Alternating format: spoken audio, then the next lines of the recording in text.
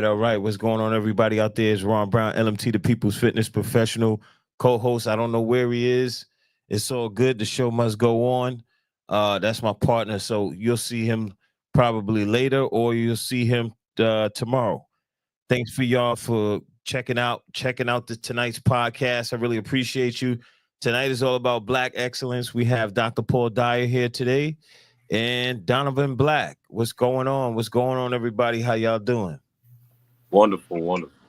Oh, that's peace. That's peace. Thank you for coming out this evening. Really appreciate you. I got a little bit of information about you. However, before we get started, everyone already knows Dr. Paul Dyer anyway. They've been watching the show. They know who he is. He's a regular. Thank you for supporting the channel, Dr. Paul Dyer, and believing in this becoming a movement, it seems like. And really appreciate you. And thank you for bringing Donovan Black with us. So I don't know if you would like to lead tonight's podcast and ask the questions. In a way, I do, and the reason why, and thanks everyone for coming on. But today was going to be about Black excellence. We've been talking about the brain and the emotions, and Donovan can tell you about a lot of emotions that he had with his company that he started. But that we go through the brain, we go through how it affects you, we go through how it can throw you off. We've talked about how it could derail you. We talked about how it can affect your whole body or as an organism, right? Your synapses, everything about the brain through neuroscience. And we've talked to some amazing people about how we as a people, as Black people, as a community, we fall short because we're not understanding the pieces. We're not putting the pieces together, or we're not hearing enough people talk about how those pieces can work. Even through, man, I worked so hard, or I'm tired and maybe I should give up, and I get angry and I get sad and I get a lot of things. And I'm going to tell you, Donovan Black has been through all of that. And he started the first Black electric car company. Okay. That in itself. So Donovan, I'll let you take it from there and tell them about what you started, and we'll go from there. And then you can tell them about your struggles in your own way, because I think people don't hear enough of the glory story. I think they hear too much of the sad story. Yeah. So in 2025, we like to say, let's celebrate our people, to say that let's do this too. So, thank you for that great introduction. Technically, I'm not the first. Oh, you're talking about the older gentleman back before Ford? Not just those guys. There's several other Black automotive electric vehicle companies out now. I'm not sure if my registration predates them, but I know a lot of my engineering did. But at least a few I know of. There may be some out there I haven't heard of. But long and short of it, C.R. Patterson was the first automotive Black company in America. It was Patterson and Sons, and then Greenfield Automotive, but they were in Ohio, very small factory. Matter of fact, the whole reason factories are internalized as they are is because C.R. Patterson was sold a very small building. Being a Black man in 1838. When he started, it started as a coach building company. So they would buy, really nice coaches and then do what we do as Black people, make it better, make the seats plusher, the suspension softer, better horses, better ornate elements on it and such. And then when he got into automotive, it was in the early 1900s. and his factory was everything was internalized. Engine crafting, transmission, axles, everything was in one building. It got to the point where there were tents outside the building because people were sleeping to wait to get to the next shift because he ran 3 shifts in 24 hours. And this is what Henry Ford gleaned from that company. He saw that they internalized everything. They didn't share their innovations with anyone else. And if they did, they licensed them. And all their workers wanted to work there. Why did they want to work there? Because he's a black man like me. You know, he's down on the factory floor looking at stuff. He's in and around. So I wanted to bring that back. But I also wanted to bring to our community, and I'm going to get into the mental struggles. I wanted to bring to our community manufacturing back, and not just manufacturing, you know, shoes or t-shirts or popping up a hair salon. All talents I have. I was born an artist. My mother modeled, became a cosmetologist later. My dad sang, did music. He also modeled and did hair. Sold t-shirts, you know, sold art. You know, my mother, she did interior design. So multi-talented, you know. I could have done any number of things, but the most impactful to our community, I believe, is developing something that we buy. And it has to be a major purchase, high ticket item. You know, it couldn't be, you know, just laptops or computers, which I'll later get into in the company. But right now, it's automotive vehicles. And the reason being, you want the next generations to say, I can be an automotive engineer. Yeah, you could be an automotive engineer. You could be beyond what the stereotypes we have, as well as you could go into the marketing aspect. You could go into the community part where we have accelerators and programs within high schools and colleges, you know, all the way down to the workforce development part where we're not only employing people, we're trying to turn them into first generation home buyers, first generation sending their kids to college by having a mandatory minimum. Instead of the 68,000 for automotive worker, we're starting at 75 with your similar dental health packages. But the mental aspect of it is, imagine being a young person in the 90s. You get this idea that you want to do something impactful. You want to use your artistic and engineering skills or go in that direction. But you don't come from a family middle class. You don't come from generational wealth. You got to work and grind to get to where you want to get to. And the mental struggle is, Jordan Peterson has a talk about this, and the hardest thing is to be creative and broke. Well, let me ask you this. I want to interject. So where are you from? Where are you from? And where did you come? What generation did you come up? Are you what, 80s baby, 90s baby? Yeah, born in 82. Raised through you know, America's great, and we're winning the Olympics all the time. Russia's bad, China's the enemy. You know, G.I. Joe's awesome. If it had explosions in it, it was a movie. You know, that's the era. You know, that's. Oh, and R&B was the best ever in the 90s. Yeah, right. Disco and the R&B 70s and early blues and stuff. They're on a level of their own. You can't even. They're in different classes to me, you know. But R&B to me, you know, if I could play it, I can't sing it, you know. But if it was KC JoJo or I was just thinking of that. So it's Casey and JoJo, you know, or Black Streak or you know, baby. oh, it was the joint. But I'm from Washington. Okay, yeah, you get ready to go into it. Washington D.C., born and raised. Lived in several parts from the lowest income areas to the highest income areas in Washington. Even lived in Maryland and some parts of Virginia, but mostly. What part of Maryland? Prince George's County, you know, Temple Hills, Oxon Hill. My grandmother lived in Capitol Heights. Okay. So I was in Maryland and DC every summer when I was a kid. Yeah, same.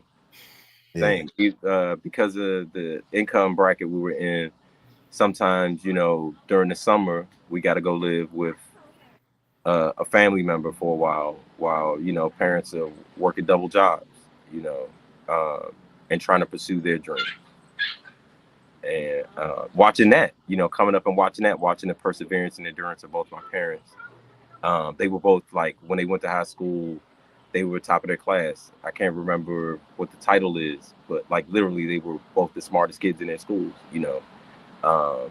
And, you know, just tried to excel, try to be the best that they could be and put their talents out there. But being a parent through the 80s and 90s, most people don't realize it was kind of tough, you know, especially a Black parent with no collegiate background, just high school and taking the trades that the high school taught you, but you're going through an era where we're transitioning from computers to college based to forget your trade. Your trade don't mean anything. What, you got that degree? And that was happening through that era. So I watched my parents struggle, you know, take night classes and things like that, while I'm out here enjoying the fruits of, for lack of a better word, hood life. And then not realizing my potential, but realizing my potential, like I used it in the streets to maximize manipulation. And it all came crashing down. And then I had to sit down for a while, came back out and rocked out with electrical engineering and mechatronics, and been going since then. How long were you sitting for? 2.5 years. Not long. I had the strictest judge in Washington, D.C., Judge Winfield. When I first met her, she told me she gave over 15,000 man hours in jail time alone that week.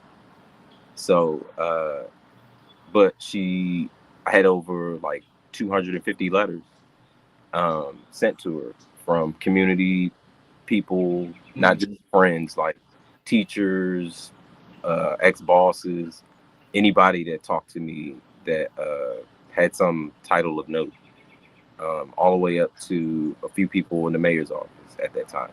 And so instead of giving me what she would have, which was 15 years, she gave me 5. And I took it as a blessing, and haven't done anything or even attempted to try to do anything to go back in that direction. So I found that this is America. You could go from I hate to go political, but we have a sitting president with several indictments. So you could go from bad to good and make it great. So Donovan, sometimes when we talk about the brain and rewiring the brain, and we've talked about that in this show, what was if you could remember, you probably could, what was the switch between I'm going to change my thought process, or I already had my thought process and I just was not focused? What was yours? Mine was, I had the right motivation and thought process. I was applying it to the wrong thing. So you were just not focused on the right thing. Yeah, and what made me focus on the right thing was, it was several articles that had happened at the time. It was like 2004 to 2005. Yeah, 3, 4, 5. There were several articles I read. Like, I had a cellmate who was he had a portfolio, a $1.5 million stock portfolio. And he showed me more than what I knew how to read the stocks and pay attention to the dips, understand options. And he also taught me corporate law as it related to C Corps or S Corps or LLC, and not to establish a company, but to understand how, because he would always ask me things about what I was doing and why. And he then would give me a counter where you could have did this and gained that. And that was the turning point. That's when I realized, oh crap, I've wasted about 7 years on the wrong road. I need to turn around and go back, go the other way. And I made that transition. that's so with that transition, the greatest thing about transition. So did you understand the transition, or and you just enhanced it, or was there a transition and then you knew that information, you kept rolling with it because now you built it into this thing. We'll get there later, but that change, I think people are still struggling with the what's the word I'm looking for, Ron? They don't. Transformation. So The transformation. yeah. So from what I'm gathering, right? You moved through Washington D.C. around that time. So like how I normally do the interviews is like I take a person through like their whole life almost, right? And then it's like an introduction. So you were in Washington D.C. I always kind of bring up that era where there was a lot of drugs around and all that, crack and all of that, because in my era, we were impacted by that for the most part. Oh, everyone around my age range, we were impacted by it, except for someone who I just had on recently. He was 37, and he said that didn't really impact his life so much. But he's 37, so he's a little younger. So, but I know Washington D.C. and New York had a tight connection when it came to that Baltimore, DC, drugs and all of that. So did you get caught up into that, and then that's what landed you in prison? Did you had to sit down? Did you have to sit down maybe in the 90s or the 2000s? What led up to that point? Because because you had mom, you had dad, but they were out a lot, right? So So prior to that, let's rewind. Let's go 90s. In the 90s, my parents had split up, and my mother was, raising us on its own. I have an older sister and a younger sister. My older sister's 1 year older than me. My younger sister's 7 years younger than me. And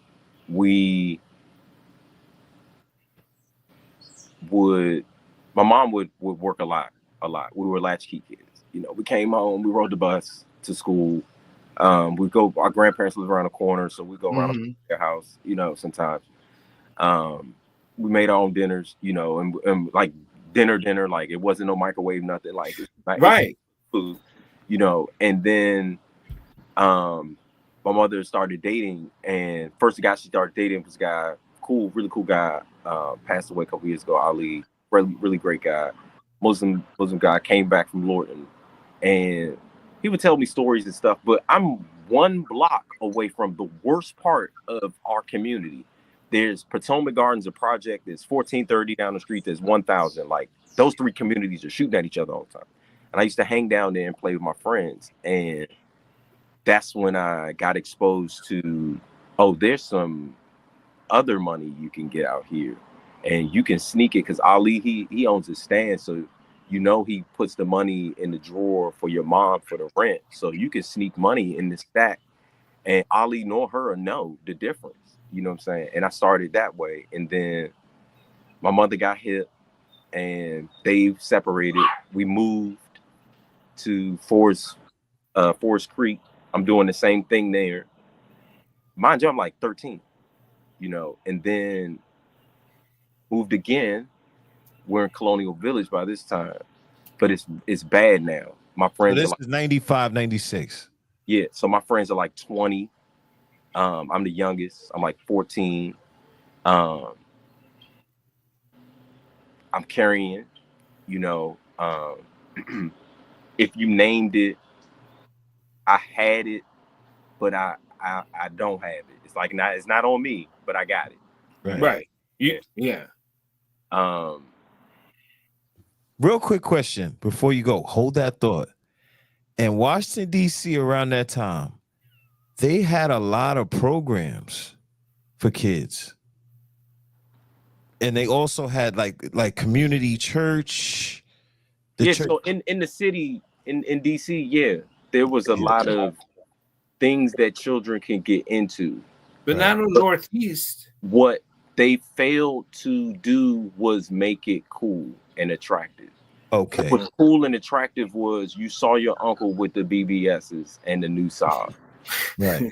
You know what I'm saying? So what was cool and attractive was your mom ain't going to work so many days a week. Okay, for instance, what was cool and attractive to me was we got a gallon of milk in the refrigerator and a whole box of cereal. Okay. Yeah. Because we only got a little bit left this morning. Tiffany got up and ain't eat none. Then I got up and didn't eat any. I know my mother didn't. So Brittany can have some cereal. You dig what I'm saying? It got bad. Yeah. But rent is paid. You know, heat, gas, everything running, water running. You know, we got clothes on our backs, you know, and access to food. Because we had I remember putting water in my cereal.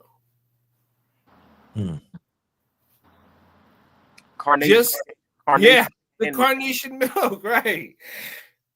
My mother even learned the trick with a little vanilla, some water, carnation, and the powdered milk and stick it in the jug. We just thought it was tasty milk with creamer in it. So fast forward, my dad, he's living in Florida. He's got his consulting company going, married a college dean, nice house, on the water, rocking.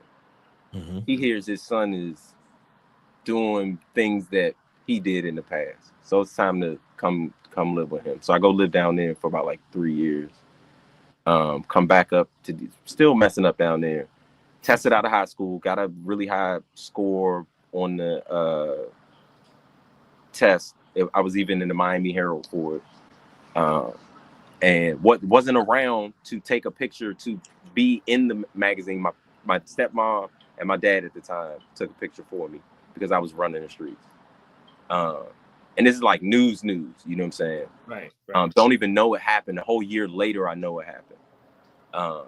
Because I'm thinking, you know, I'm just being a teenager. Come back up here and see the state of my family and say, okay, I bring that with me, but I'm trying to work and everything. And then it got beyond doing street stuff. Now we're knocking off drug dealers, which we're taking their stuff. Because we don't on the street you can get 38 to 5,600 a day, but one move will land you 50 grand, you know. So it wasn't that got me arrested. What got me arrested was I was on my way to a party, and we're in the cab, and a gentleman I was with wants to rob the cab driver on our way to this party. And we, like 2 nights ago, we just like did something crazy where both of us got like at least 10 grand, at least. And I stayed because I'm tired now. That's how I got arrested. I'm tired. I didn't even get out. I didn't run. You can see it in my transcripts. I didn't run nothing. I kept it stop snitching. You know, I didn't tell anything, but they separated us that night, and I saw everything. It like came clear. I saw it really clear. He had like a letter in his pocket, which we call an insulated statement. So he was telling on me. So I knew I was going to get like everything because he was going to tell on everything we did, and he did. But my judge, she was really lenient. At first, she gave me like 0 to 45. Then she worked it down to 0 to 15, then 5 to 15, and then give me 5. And because I was facing 45, like he told on everything I did with him, everything, anything. And I took it as a sign. As I said, well, I'm gonna change myself while I'm in here, but I didn't know how. They have a term in prison called programming, where you learn stuff and you get into a routine. So I was doing that, going to art class. I could draw, so I'm just going to the art room to draw. You know. Now, real quick, there's a lot of rumors about DC prisons and all of that. You were there, so what was that experience like? So here in DC, it's a prison. You know what I'm saying? It's a jail, for real. When I first got there, my first cellmate was the father of somebody I went to middle school with. He has the same. Wow. Yeah, and we didn't know it till we started talking about the past and stuff. And he was coming down off of heroin, so they give him like methadone to step him down, and they give him like so many levels of it every week or day. So he will only eat the fruit and the cookies. So the rest of the meals he would give to me.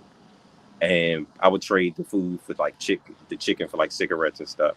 We talked a lot. Then my second one after that was like a motorcycle guy, and I'm still going to court and stuff. When I finally get my time, they put me over to another building next door called CTF. It's like it's more like it feels like a medical hospital more than anything. It still sells, but it just, the look and feel of it says prison hospital. And there was a program there called the Youth Act. And I was just right under the age to get it. I think I was like 20 going on 21. So I was right under the age to get it. And what it would do is it would wipe it off your record. It's on your record if you go for like FBI, Homeland Security or something, but everybody else would see nothing. And so I went through the program, and every day, like, we had to stand in formation. We had to get out, say something positive. We had to exercise, and then we had like talent shows and stuff.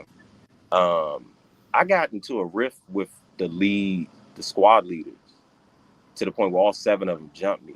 And so I tested my mettle. That's like, at that point in time, I realized, like, I'm not going nowhere. So every day we got in formation, I would lunge at one of them and beat the pipes off of them. And I kept getting locked down for it. And then I got to like the 5th one, and they finally was like trying to tell me, like, this is going to your judge. I'm like, I have to live here. If I'm going to get 45 years, I have to live amongst these people. And every prison got to know I'm not going for this. Because that's what I thought it was. But we're like, the oldest person is like 25. The youngest is 16. We're mentally just full of piss, So after that, they let me talk to the last 2. One of them backed out of the fight. The other one, we locked in. I beat him till he was winded. Because what they weren't was, I was calculated. On the streets, I wanted to be a kingpin, and I trained like Batman. And to this day, I still train like Batman. Like, no jokes about it. Like, yesterday, I was at the gym 3 times. So they were about that life and, what they look like and how they sound. But I was about that life. Like, I had to live it. Jump after that, I come home. We go to, when I get my time, they send me to North Carolina, Winton, North Carolina. It's a prison facility down there. And I did the rest of my time there, like a year and something. Because I know it was April 2005, I came home. And I didn't get early termination. I had to do the whole 2.5 years. They took me as a threat. Like I was going to do more, but I wasn't. The whole time I was in there, I just focused on reading and learning myself. Like, anything about me I can learn, I would learn it. I had a cellmate. He liked to exercise a lot. We would do 10 pull-ups, and then he would do 10 pull-ups, and then I would do 10 pull-ups. We did that till we got to 2,500 pull-ups. That's like every day. And I they called me Bruce Leroy because I couldn't get any big, because I didn't have people sending me money from home to buy extra commissary. So I didn't, have extra food. Sometimes I got stuff out the kitchen, but for the most part, any money that I got down there, I earned it working, 17 cents an hour, and I'll make like $31 a month at the most. That all of that. And the difference with that than the prison here was, where I was at CTF was a bunch of boys. When I got down there, it was 5,000 men. And just imagine a bunch of warriors standing around each other. Like, no disrespect to what anybody did, you did something wrong, but we all treated each other like warriors. Everybody could kill anybody in there if they wanted to. There was guys who did 25 years and was down there because it was a camp. It was a medium low. We all had low violence levels, but we all were considered violent criminals, and we respected each other. Like, if some fight broke out because one person did not respect that man, he treated him less than a man, and he's going to get what he deserves. Most of his beatings, not many stabbings or anything like that, but it was the DC stigma of a lot of DC males down low. Yeah. Boom. There we go. I wanted you to sound. Oh yeah, no, I'm gonna cover it. I'm gonna cover it. It's real. There was a guy I went to high school with. His name was Damien, but in there they called him Donut. He has everything. And when we were standing in line, we were getting checked in. I can't forget this. We were getting checked in, and they make you bend over and cough. Okay. And when they made him bend over and cough, the entire line bent this way to look. And I'm still looking forward, you know, like trying to look at the back of someone's head. Mm-hmm. The whole line. Wow. Even the guy who's making you bend over and cough, the correctional officer, is into that. Wow. It was a lot of that. When at CTF, it was even worse. Like I said, it was like a glorified prison hospital. Over there, there were correctional officers that would meet people at night at their cell, in their cell. There was even a survey that we all got asking about an interview about certain correctional officers because there was some type of litigation or something that happened. And then when we got to North Carolina, it was North Carolina. The chicken factory had closed. So most of them who worked there was your next door neighbor. They weren't correctional officers. So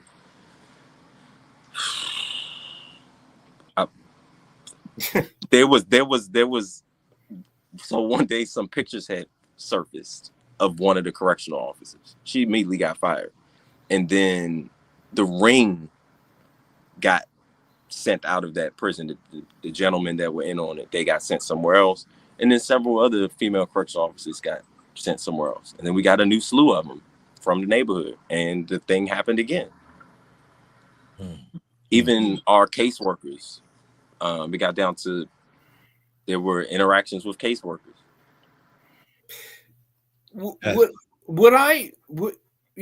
I know you, Donovan, and I know your story, and we can talk. I mean, yeah, I'm not trying to break the clock. But from all of the stuff you went through to where you are now, I don't know. It's I think we got to get there so people don't keep saying, "Woe was me." Well, most people don't look at what they've been through. Like, you know, people chase success not realizing they're a success. Right. And so, like, all of that, it wasn't until I started really going hard developing this car in 2014 did Wait, I hold on. I don't mean to cut you off, brother. I just want to get there, right? But we're gonna take you. We're gonna take you out of the prison experience, yeah, to where you are now, right? Yeah. Now, after all that you experienced in prison, right, and the different things that happened and the different experiences, right? We already went over the DC prison and the rumors, right? The rumors. So and you basically confirm that that's true, right? That stuff happens in the DC prisons, right? Now, you survived all of that. And then you get out in 2005. Did you go to school in prison or did you go to school when you got out? So when I was in prison, anything I wanted to take up had already started or was ending. And if I started it up, I couldn't complete it before I left. So when I came out, I said, what jobs can I get that's going to skill me up and be able to pay for skilling me up? So the first job I got was concrete construction. And the odd thing about it was I still talk like this and think like this. They put me on the engineering crew after I had been on the finishing crew for like 11 months. And the finishing crew is like, you walk around, any spots broken, anything, you finish it. You make it perfect, you know. And that's like an elite crew to concrete people. And then I got on the engineering site crew where I was working with math and looking at blueprints.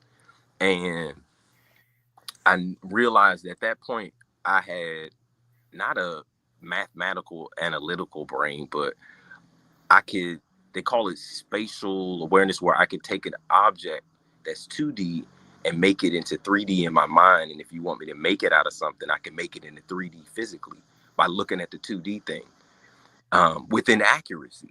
So once I realized that, I enrolled in DeVry for their gaming and simulation, because it was the closest to design and drafting that I could afford to get to work and then get into higher, engineering and drafting. I got in there, tested out a few classes, and was like, hold on, I'm paying you guys for me to read a book that I bought that has questions in it for me to study, for you to do what? For you to tell me that I know what I know. Right. I'm going to pay you to tell me I learned it. So I dropped out. I'm going to be honest with you. I dropped out. And I began teaching myself electrical engineering, mechatronics, and mechanical engineering from that point on. I taught myself CAD. I taught myself computational fluid dynamics, which once you put a CAD model in there, it tells you how water flows around it, air flows around it, how to adjust it. I can't think of all the technical names for the things, but I can explain them. Like a suspension. I taught myself how to design a suspension system, the whole thing, from the rim to the control arms. Taught myself how to design that and work and function. And if we built it in the real world, it will put other companies shit to shame. Excuse my language. Because I'm part of the first people who was ever created. Once I tapped into that and realized that about myself during that time, I just went hard. Anyone will tell you, I just kept going hard in it, studying and applying the study. My dad, he has a consulting company, so a lot of times he will bring me technical consultants. Someone needs something engineered, someone needs some information system developed or software built, something that had to do with electrical engineering. And then I started doing renovations on the side as well, because I was in construction. So I'm looking at real world household electrical, low voltage and high voltage, but I'm also developing over here devices or systems for people. And I realized I could do something with this. I typed in all my skills from sculpting and within parentheses and in Google as disciplines, and it popped up automotive engineering and design. I was like, what? This is what I'm supposed to do? Mind you, I didn't explain, when I was in prison, I kept reading this book called Finding Your Calling in Life. I can't remember the author, but I kept reading it, and it basically teaches you how to ask yourself a series of questions to determine who you are and what you want to do. And it never tells you what you are. It just tells you to ask yourself very deep questions. Who are you? Yeah. What do you like? What would you put yourself to? What are you? Do you like to help people? Do you like to build things?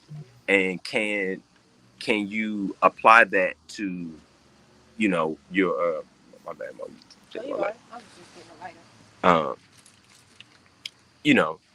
And so in that, I had found who I was, and I knew I wanted to do something in technology and use my art at the same time. And automotive, and I love cars, and so automotive engineering was, at least developing a vehicle was the thing. I had to do it, and I haven't stopped. Okay, so you basically, you're autodidactic, pretty much, right? So you're self-taught, and so how is your discipline with study to make sure that you get this down to be able to create these things? What's your study habits like? Are you studying like straight 3-4 hour clips, 2 hour clips? you know, to give people some insight on how someone could, you know, study to become proficient at creating something like this?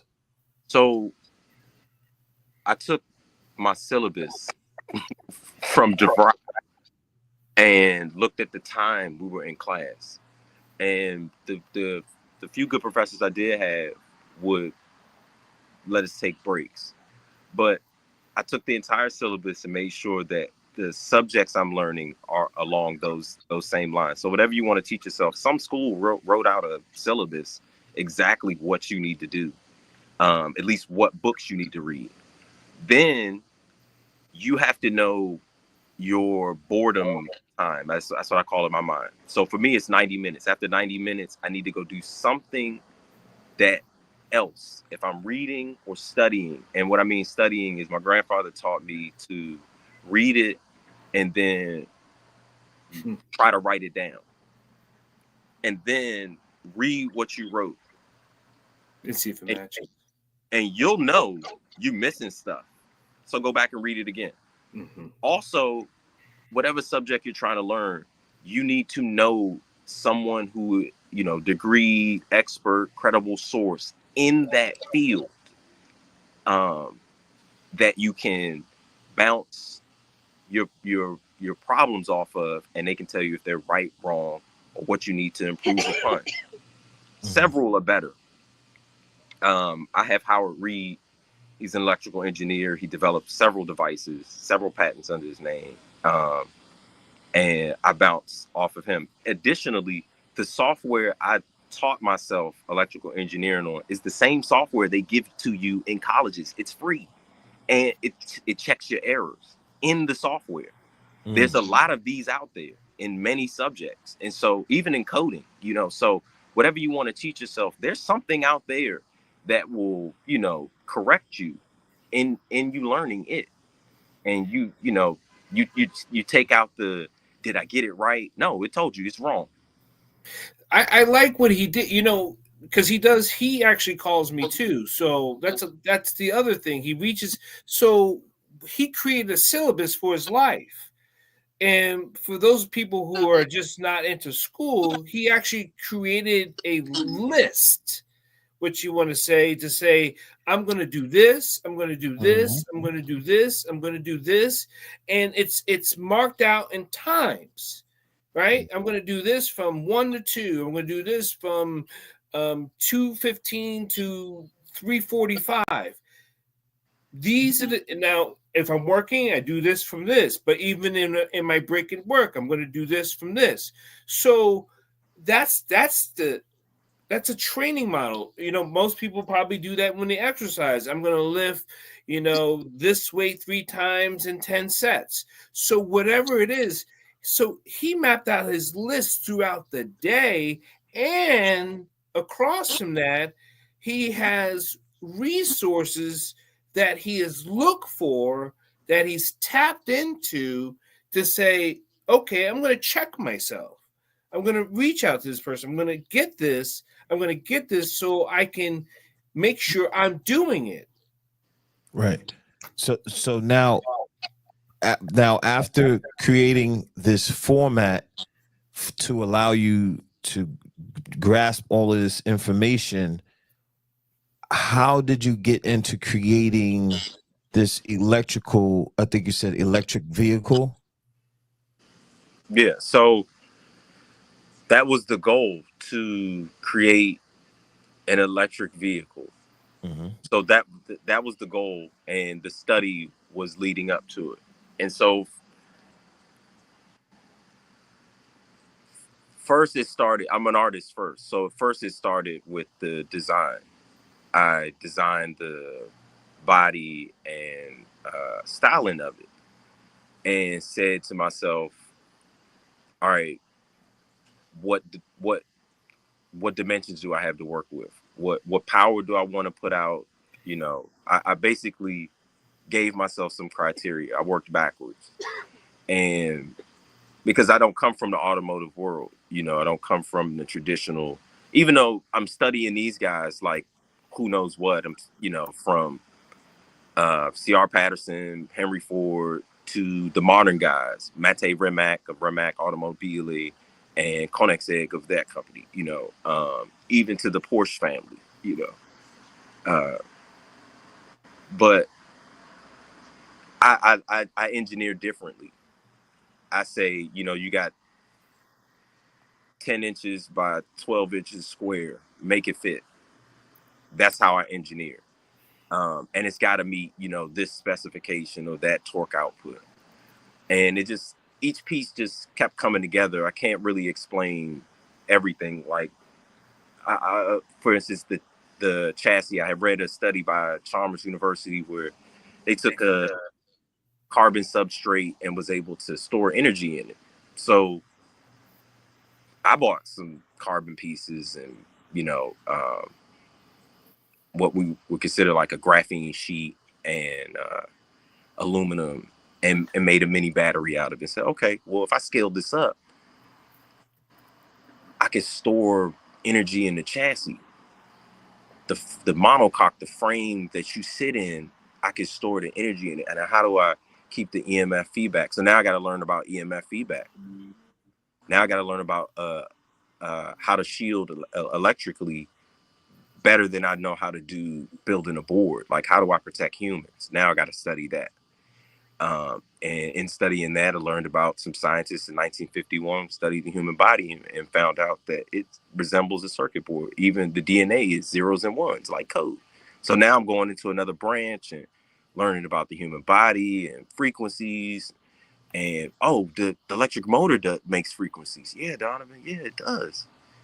How does that relate to people? When they're sitting in a seat, can I heal them? That's how it went. As things progressed, as I'm learning new things, I'm adding new features and perfecting those features. Remember, I told you 2014. It wasn't until 2021 I realized, all right, the design I'm in the final phases of the design. I want this to be a reality. And we kept going from there. So this is the vehicle here. Yeah. You're on the 400. Yeah, 700 half. Yeah. So you of course you're an artist. So did you draw this out? And this is a 3D. This is a parametric model. So not only is it 3 dimensions, I could send those individual components to machinery, and it could stamp the part out. It could 3D print it. It could mold it. They're parametric. That's what I learned at school. The difference between game, simulation, and things that are parametric models. Parametric models are physical models. So the program I use is Fusion 360. The program I used before that was a $4,000 a year program that the industry uses. But this one is at a lower price, but all the same features. And so it allows you to build suspension systems, gear systems, electric motors, circuit systems, the like. There's a lot that's not in here, like the suspension, the radiator, and such, for lack of a better word, anti-theft purposes.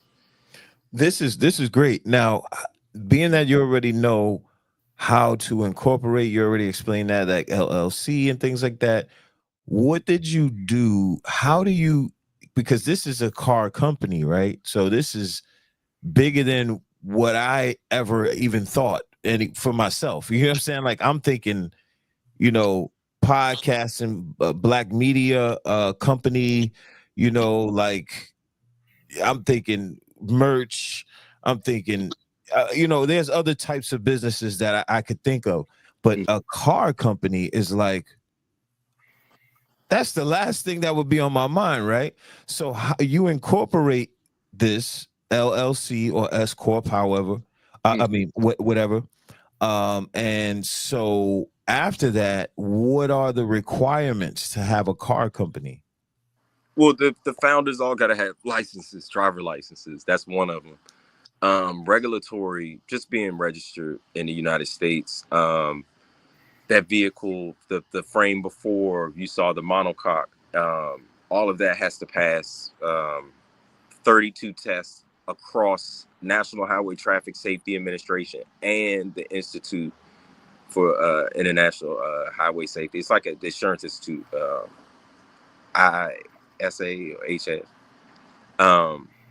And that's if each test passed the first time. That's 32 cars you send to them to crash. And let's say 8 of those fail, you got to send 8 more cars. We've designed the monocoque in a way that it could do several crash tests at the same time. I mean, at different intervals, and their regulation allows for it. Outside of that, and they also allow within a certain time frame before the final design is submitted and validated, you can begin taking pre-orders. But there's not much to.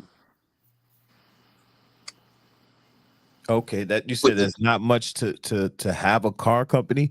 Yes, what the much comes in is how are you producing this vehicle? That's what. Man, yo, that's man, like that's yo, where the much comes in. We are not thinking big it's enough, not like man. you're throwing up a donut stand. Yo, this is great, man. Like, this is like thinking outside of the box, man. Yeah. Wow. Now, where are you in the process of having an actual vehicle, and where are you in the process there? So this year we're aiming to begin filming the build phases of that prototype. We have several components that we've been storing and continuing to get more. We got to support this brother. I don't want to disclose the number because it's a very, very, very, very, very low number to build that production prototype. But that's the simple part, and that's the part I'm gonna have the most fun at and the most engaging for me. After that, it's all meetings and flybys, but at least I get to build the prototype and be a part of some of the production going forward. The goal is to bring people in that think like me or similar or close to, that align with the same corporate culture, and have that open internal tenacity to be innovative so that we can push even further. Man, listen, man, hold on. What? Man, y'all got it. Yo, if y'all didn't watch this show, rewind from the beginning, because this is so ill to me. I'm coming with the New York slang, pardon me. This is super ill because, first of all, he came up like we all came up. Go to prison, come out, study on his own, autodidactic, did his own thing, and now he has this here, and the ball is rolling. Man, this is so dope, man. We need to support stuff like this. This is totally out of the box. You're not, you know what I mean? Like most, when you think about Black business, what comes to mind? But when you think about Black excellence, it is not just a conversation like, when I'm gonna one day, man, you'll see, man, you watch me one day. Those conversations never happen. When you're talking to a person that says, watch, you'll see one day, what's your list, right? What is your syllabus for your life? Tomorrow I'm going to do this, right? Not just things on a list. What is your time? From 2 to 3, from 4 to 5, from 2:15 to 6. What is your list to your 24-hour period? I'm talking about your sleep period. What is your training for yourself to rewire you're focused. So at the end of your traveling, your journey, you come up with where you're going, not where you want to be, not the end, because there is no end, but where you're going. Right? This isn't Donovan's end. This is just the start. It's like martial arts. The black belt is not the end, it's the beginning. Right? And I mean, like we don't really, our community isn't bombarded because we're not in a lot of these companies, and what I mean is on the decision making floor. Right. So in the 90s, Toyota spent $10 million to study the black luxury car buyer. $10 million in the 90s. And they found out that BMW, Mercedes, Audi, nobody wanted to sell us a car. So they flew all these Koreans and Japanese people over to America, opened up these dealerships called Lexus. They spent another $10 million on studying the luxury cars we bought and designed their vehicles. Like literally, they looked at the suspension and said, make it like that, but make it better. Make that seat like that, but make it better. And then they said, how do they treat them?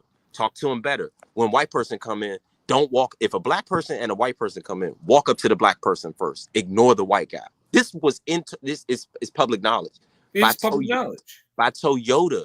Toyota did this. First year, they made that 20 million back plus some.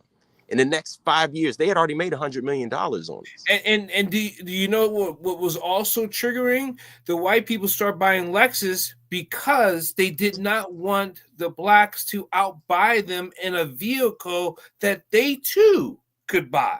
Not that they wanted it, but they if we spent that much money on that car company, right? What if it's our car company? What are we now? What can that buying power do? How many schools can we upgrade to level 4 schools for free? Make the government pay it back, or we'll get it back. We'll figure it out. I have a nice CFO that figures all kinds of ways to make money from throwing money out the door.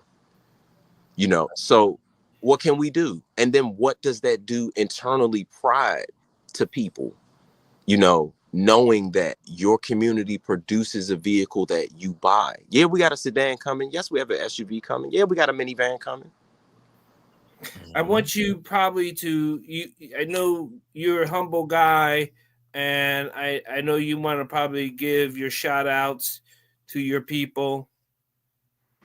Definitely. I wouldn't be able to have done this without my dad there, my uncle and Miss Bell. They've been that's nice, man. They've backed me. Miss Bell, I was a personal assistant for years. My uncle, I've renovated his basement. My dad, I've always, anytime he calls, I'm on it, and they have reciprocated. They're my biggest sponsors and backers for this project as well. The rest of my team, got to shout out Mr. Anderson and Miss Higgins and Mr. Ventura. Miss Higgins is, again, she was my store manager at once at CVS, and in a time when I had nothing, she looked out and took a shot on me. You know what I'm saying? And best inventory person and logistics person I know.